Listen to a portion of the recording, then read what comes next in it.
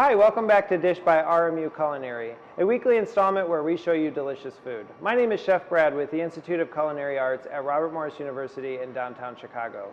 On this week's episode, we got a special holiday recipe for you, my favorite Christmas cookie, the Gingersnap. We got a little bit of a twist that we're going to do to it at the end. I'd like to welcome in a student, Denise, and she's going to help me make the ginger snaps today. So Denise, the first thing we're going to do is we've got our dry ingredients. So we've got flour, and you can just go ahead and start adding things to the bowl, and we're going to give it a whisk. So we have 1 cup of flour plus 2 tablespoons. And this is just all-purpose flour. I also have a teaspoon of baking soda. It's really good to mix all of your dry ingredients together first. That way they're really well mixed before you start adding them to your wet. And then we have a teaspoon of ground ginger, a half a teaspoon of ground clove, and a half a teaspoon of ground cardamom. And then the last thing is a teaspoon of salt. We always add salt to dessert and baked items just to help balance the sweetness. So that looks great. We're going to set that aside, and we'll get these out of the way. And the next step is to mix our wet ingredients. So in a mixer fitted with a paddle attachment, we're going to add in 2/3 of a cup of butter and 3/4 of a cup of dark brown sugar. And we're going to mix this until it is smooth and creamy. And then we'll add in the rest of our ingredients. Okay, I'll give you that. So once we have the butter and brown sugar in the bowl, we can go ahead and raise the bowl and turn it on low. So set it on your KitchenAid if you're using that, setting 1 or 2. If you're using a hand mixer, which is totally fine to use as well, just don't turn it on too high because then everything in the bowl is going to kind of explode and cover your nice clothes. So always start your mixers off on low speed. Once this comes together into a smooth mixture, we'll turn it up just a little bit. We're going to add in 1/3 of a cup of molasses and 1 egg. So if you want to crack the egg first, actually, into that bowl, and then we'll add the egg first, and then we'll add the molasses as well. If you don't have dark molasses, you can use dark corn syrup. Dark corn syrup is a little bit not as strong of a flavor as molasses is, so if you aren't a fan of molasses, use the dark corn syrup. So Denise, let's shut this off and then add the molasses with your spatula because we want to get all of that in there. And that's what makes these cookies really delicious, in my opinion, and which makes them unique, is not only the ginger, but that molasses, which adds a really nice, rich flavor to it.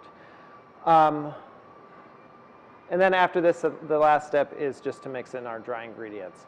And we're going to bake these at 350 degrees for 12 minutes if you like a softer, chewier ginger cookie, 15 minutes if you want more of a ginger snap, hard, crunchy cookie. So go ahead and turn that back on, and we're going to mix that until it's fully smooth. Everybody has their favorite kind of Christmas cookies. And I know families, in my family, we've got the staples. We always have to make the same list of Christmas cookies every year. And nobody in my family likes ginger snaps, so I'm the only one who ever makes these. But I think they're absolutely delicious.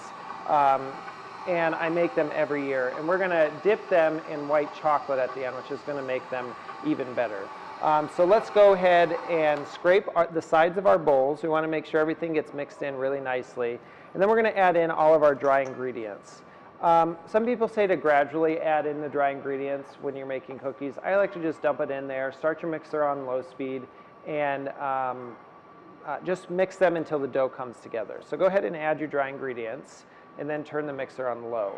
Now, when you're making cookies, you want to be careful not to over-mix the dough. That's always the big thing is, that I teach students, is when you're making things like cookies or cakes or brownies or muffins, not to overwork your dough because the gluten strands then start to really get long and it makes the cookies tough or the muffins tough.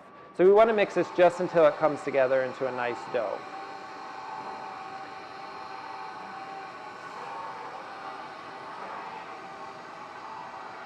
And then we've got a portion scoop. And we like using these portion scoops here because we can make sure every cookie comes out the same size. They bake at the same speed in the oven. You're not going to have some cookies that are really small, some that are really big, some that are burnt, some that are raw. So this really helps with that process. So we're going to take this off. Denise, give it a stir. Get everything off there and just give it one big stir to get all that flour mixed in, and then we'll start scooping.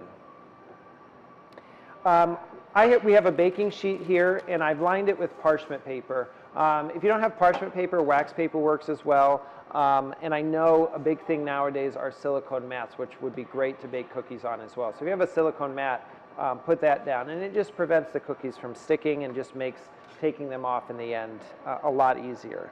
So we're going to scoop, make sure it's a level scoop, and on a tray this size, I'm going to do 2 by 3, so we'll get 6 cookies on here. If you wanted to as well, you could sprinkle a little bit of sugar in the raw or raw cane sugar on top of here, which would be really nice.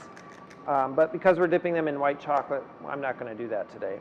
So this goes 350-degree oven. I like a softer cookie, so I'm going to cook them for 12 minutes, and we'll pull them out and let them cool, and then we'll show you the final dish. So once our ginger cookies come out of the oven, as you can see, these flattened out quite a bit. So we got some really nice, round, delicious ginger cookies. I'm just going to dip half of them, half of the cookie itself, into some melted white chocolate. On the white chocolate, I just melted some of it over a double boiler, and then we'll let it chill on the cookie sheet until the white chocolate is firm. And then to plate this, we can put 2 cookies on a plate.